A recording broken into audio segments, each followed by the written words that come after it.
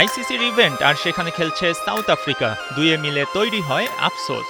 সাদা বলের ক্রিকেট ইভেন্টের সাথে প্রোটিয়াদের যেন আজন্ম শত্রুতা। ভালো ক্রিকেট খেলার পরও না ছোঁয়া থেকে যায় কাঙ্ক্ষিত শিরোপা। এবারও টি-20 বিশ্বকাপের আগে দারুণ ছন্দে আছে। বড় কিছুর আশা দেখছেন দেশটির সাবেক অলরাউন্ডার জেপি ডুমিনি।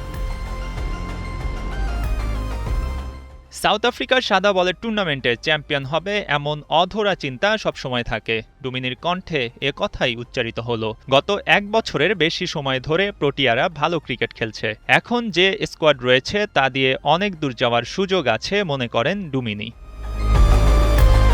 প্রোটিয়া অধিনায়ক এইডেন মার্করামের সাম্প্রতিক ফর্ম আশা যোগাচ্ছে দলকে।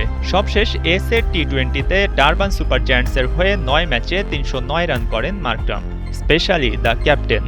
সে যদি ভালো খেলে দল হিসেবে সাউথ আফ্রিকার ভালো সুযোগ আছে বলছিলেন 6 বার টি-20 বিশ্বকাপ খেলা ডুমিনি।